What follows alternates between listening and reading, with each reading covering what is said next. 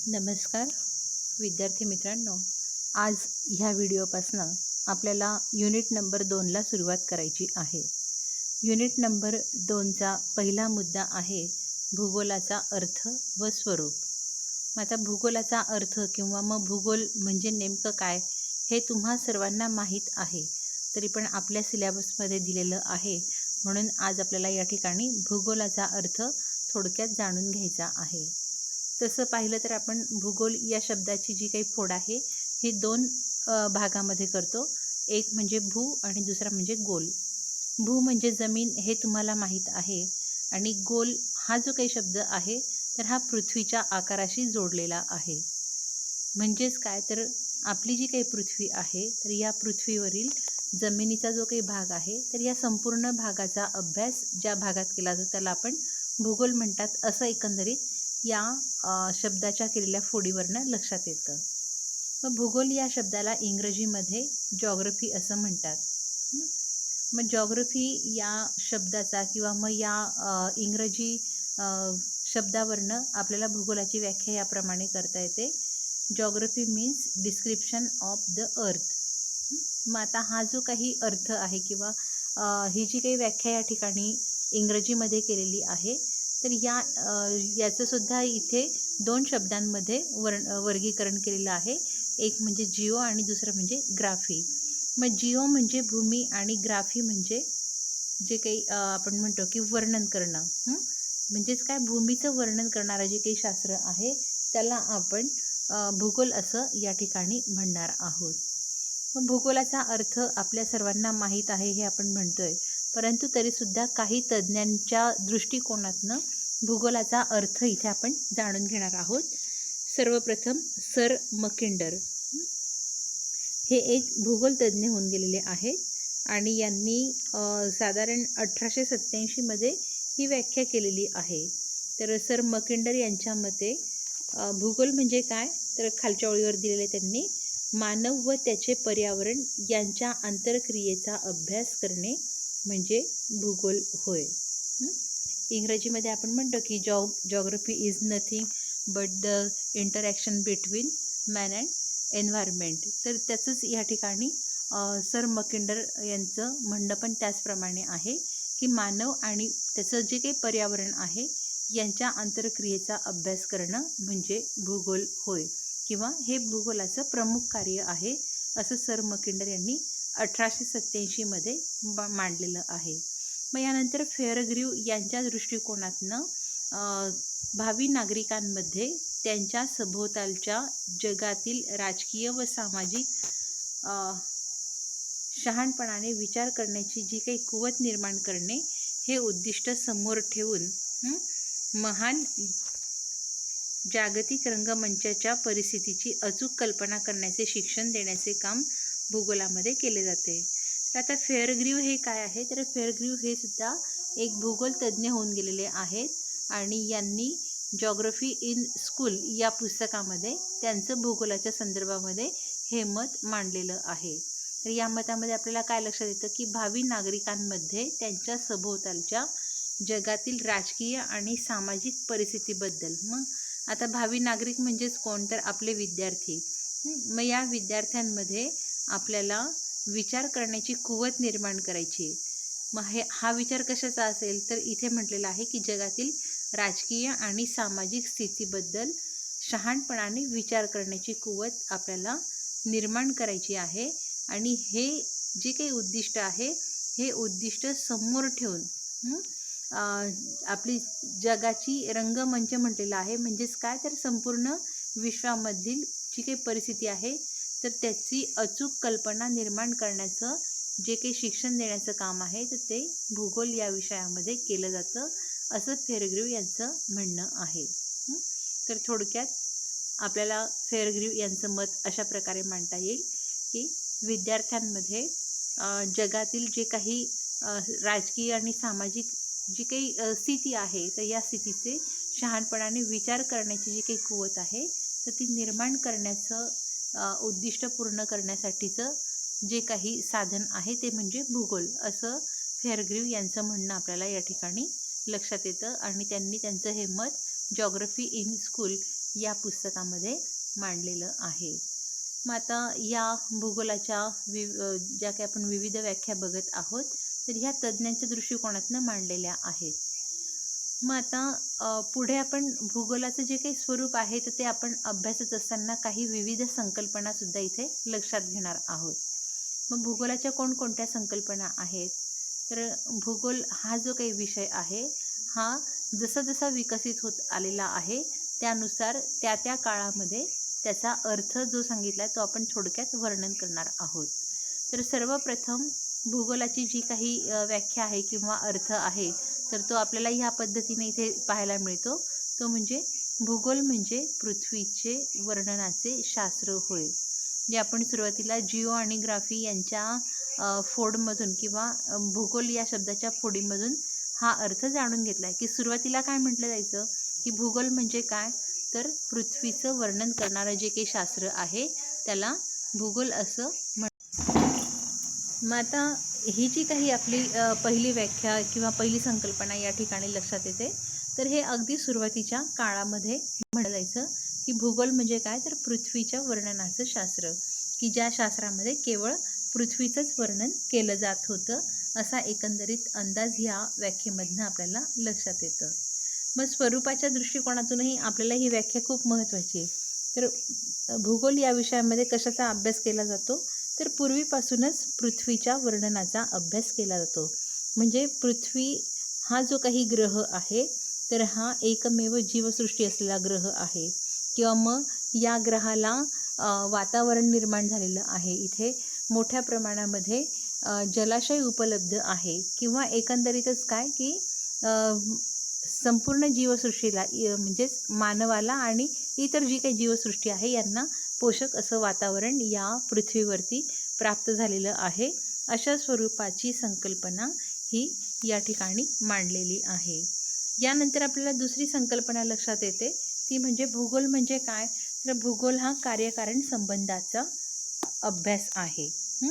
मग कार्यकारण संबंध या शब्दाचा अर्थ इथे नीट जाणून घ्या की भूगोल हे काय आहे, तर कार्यकारण संबंधांचा अभ्यास.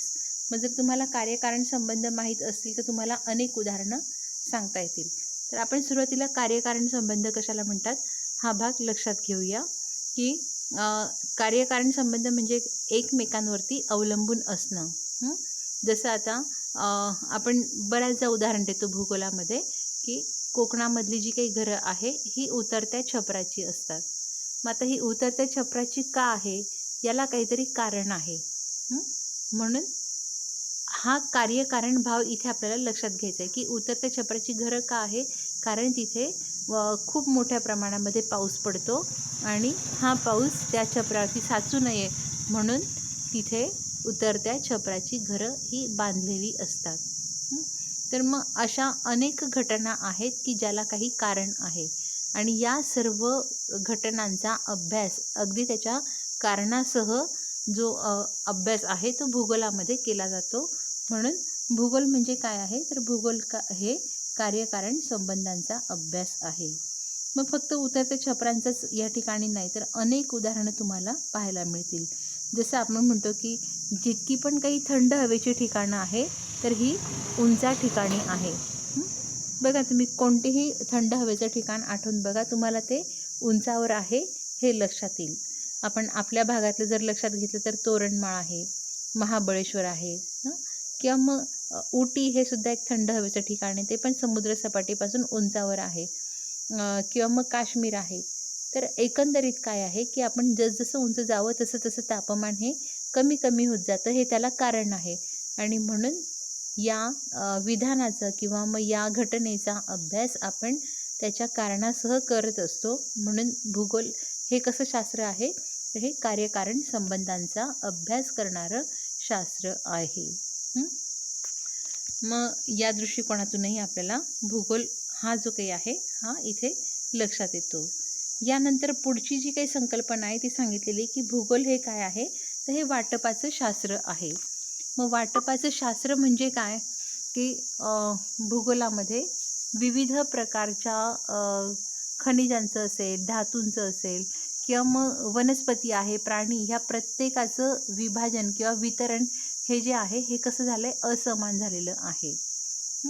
तुम्हाला माहिती आहे की आपल्याकडे आपण पर्जन्य जर म्हटलं तर पर्जन्याचंही वितरण कसं आहे, असमान आहे. पूर्व भागामध्ये जर बघितलं तर आपण खूप पाऊस पडताना पाहतो आपण. पूर्व भाग म्हणजे कोणता, तर आसाम वगैरेच्या साईडला. जसं आपण चेरापुंजी हे सगळ्यात किंवा मोसिनराम हे जे काही ठिकाण आहे, इथे सर्वात जास्त पावसाची नोंद झालेली आहे. तर इकडे जर आपण पश्चिमेला बघितलं तर राजस्थान आहे किंवा मग आपलं मराठवाडा भाग आहे महाराष्ट्रातला. तर या ठिकाणी काय आहे, पावसाचं किंवा पर्जन्याचं प्रमाण हे खूपच कमी आहे. म्हणजेच काय की हे वाटप आहे, निसर्गाने केलेलं वाटप आहे, हे कसं आहे, हे असमान आहे. आणि म्हणून या दृष्टिकोनातनं भूगोलामध्ये या सर्व वाटपाचा किंवा वितरणाचा अभ्यास केला जातो.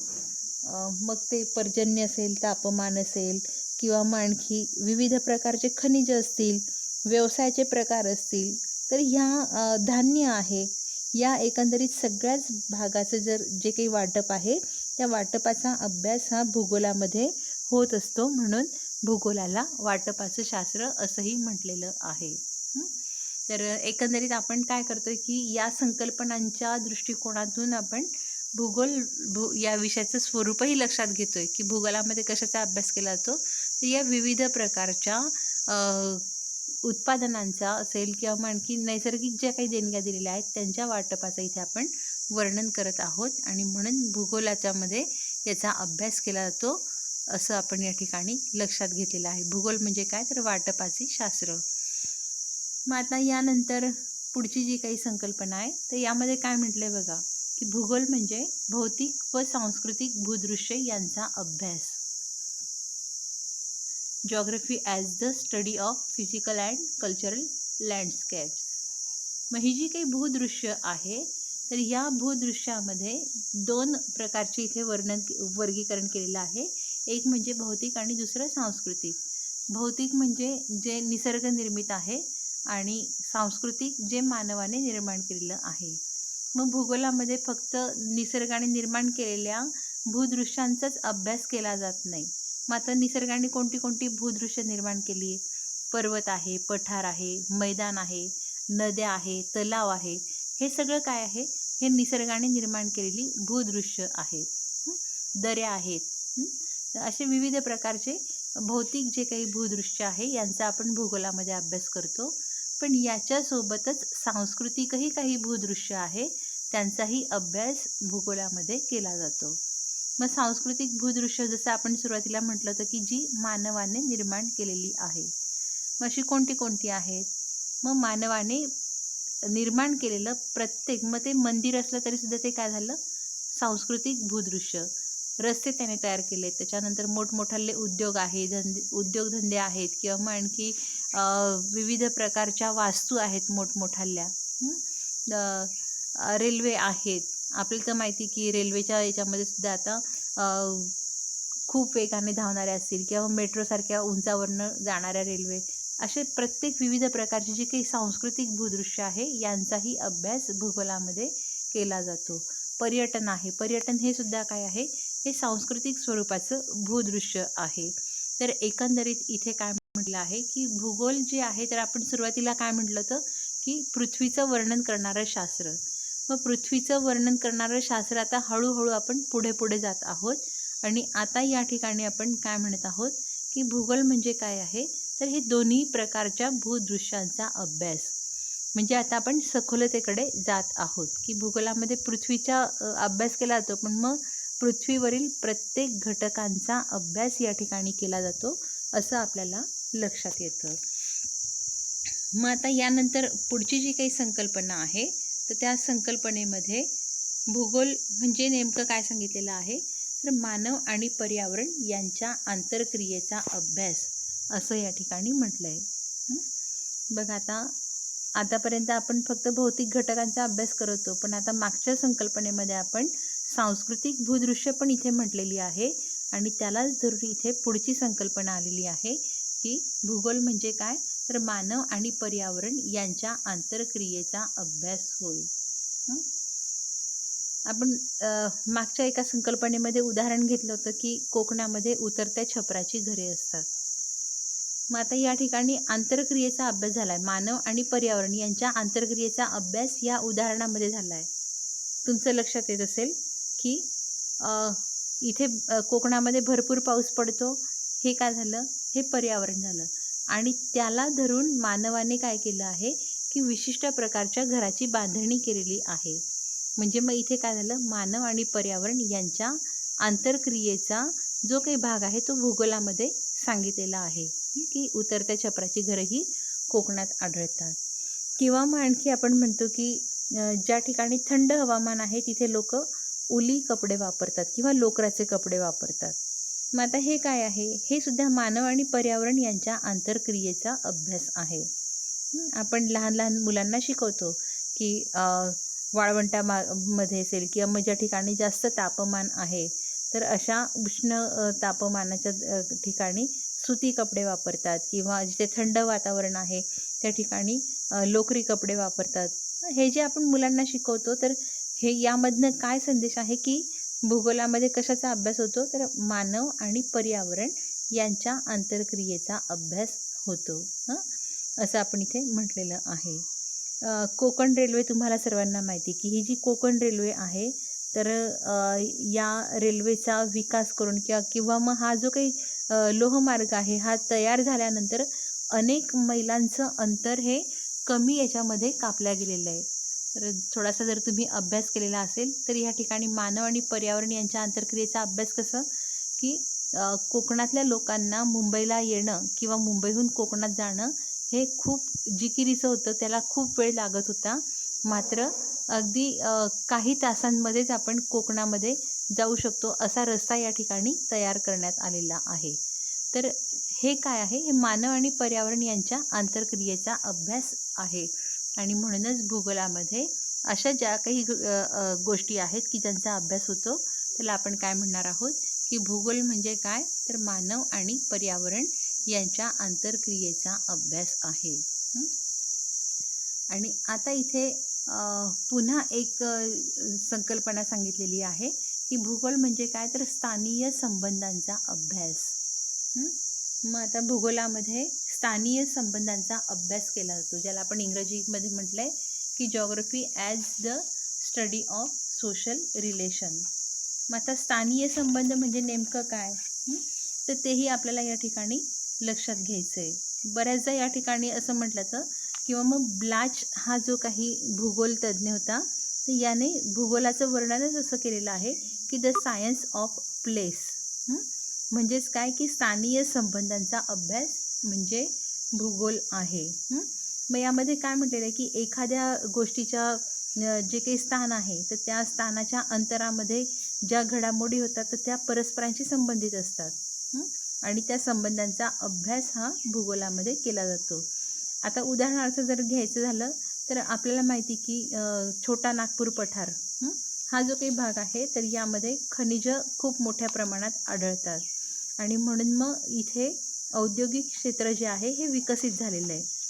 किंवा मग आणखी काशी हे तुम्हाला माहिती आहे किंवा आणखी ज्याला आपण म्हणतो की देवस्थानं आहेत तर येथे पर्यटनाचा विकास झालेला आहे. जी जी थंड हवेची ठिकाणं आहे त्या ठिकाणी थंड हवेचा म्हणजे थंड हवेची ठिकाणं असल्याने पर्यटकांना आकर्षण तिथे आहे आणि म्हणून पर्यटन क्षेत्राचा विकास इथे झालेला आहे.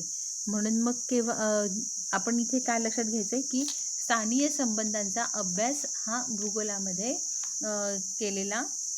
केला जातो. ह्या दृष्टिकोनातून आपण हा भाग इथे लक्षात घेत आहोत.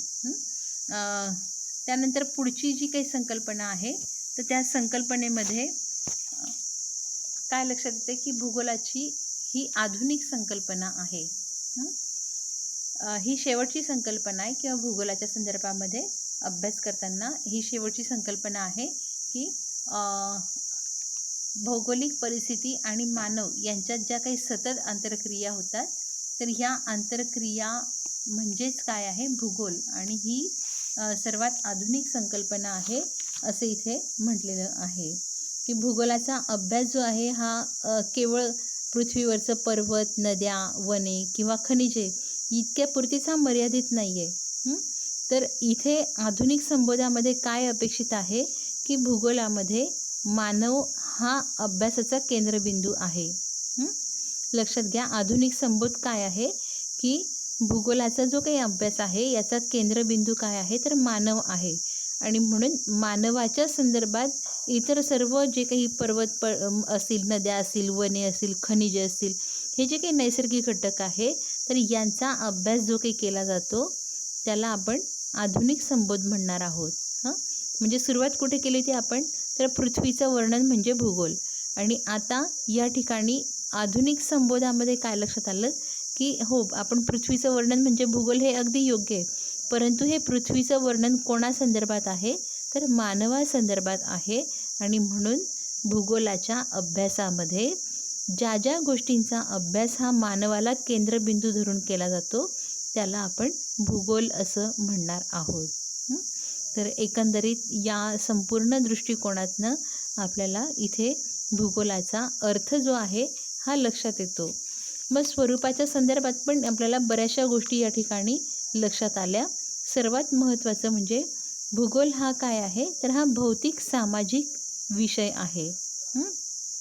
भूगोलामध्ये भौतिक घटकांचा अभ्यास केला जातो, त्याचबरोबर मानवाशी संबंधित जे काही समाज आहे तर या समाज किंवा मग जे काही सांस्कृतिक घटना आहे यांचाही अभ्यास केला जातो. म्हणून सर्वात महत्त्वाची गोष्ट म्हणजे भूगोल हा कसा विषय आहे तर हा भौतिक सामाजिक विषय आहे. तर एकंदरीत आज आपण 2.1 ह्या भागामध्ये या भूगोलाच्या विविध ज्या काही संकल्पना आहे त्यांचा अभ्यास इथे पूर्ण केलेला आहे.